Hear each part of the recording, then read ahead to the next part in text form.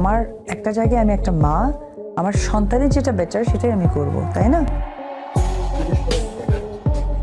সাকিব খান আর অপু বিশ্বাস ঢালিউডের সবচেয়ে আলোচিত জুটি। বহু ঝড়-ঝাপটা, অভিমান আর দূরত্ব পেরিয়ে এবার সামনে এলো এক চমকপ্রদ খবর।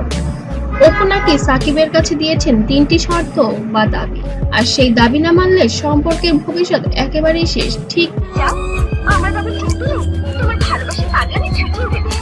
কি সেই দাবি, চলুন জেনে নিন।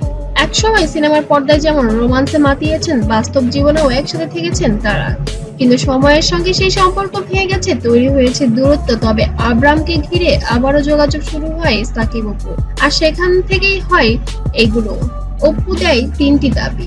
প্রথম দাবি ছিল আব্রামের ভবিষ্যৎ নিয়ে পূর্ণ দায়িত্ব নিতে হবে সাকিবকে, শুধু অর্থনৈতিক দায়িত্ব নয়, একজন বাবা হিসেবে পাশে থাকতে হবে ছেলের প্রতিটি মুহূর্তে। দ্বিতীয় দাবি রেখেছিলেন অপুর প্রতি সম্মান ও স্বীকৃতি দিতে হবে, মিডিয়ার সামনে সম্পর্ক আড়াল করা যাবে না। সবাই জানেন আমার প্রাণের মানুষ একজন, আমার আপনজন, বড় আপনজন। আসলে আমি অপু পরিষ্কার বলেছেন, আমি কোনো লুকোনো জীবন থাকতে চাই না।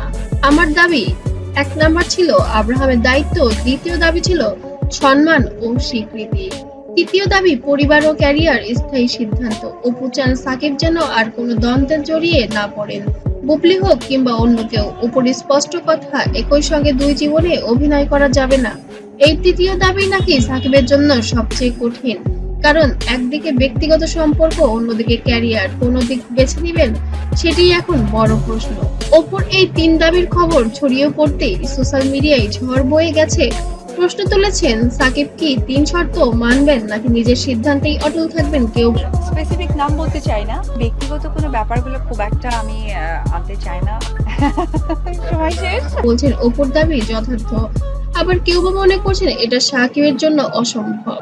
শেষ পর্যন্ত দেখার বিষয় হলো সাকিব কি অপুর 3 দাবি মেনে নিয়ে নতুন করে সংসার শুরু করবেন, নাকি এই সম্পর্ক এখানেই শেষ। সময় তার উত্তর দেবে। আপনার কি মনে করেন, অপুর এই শর্তগুলো কি সঠিক? কমেন্টে জানাতে মোটেও ভুলবেন না। আর এমন ভাইরাল আপডেট পেতে অবশ্যই আমার চ্যানেলটিকে সাবস্ক্রাইব করবেন।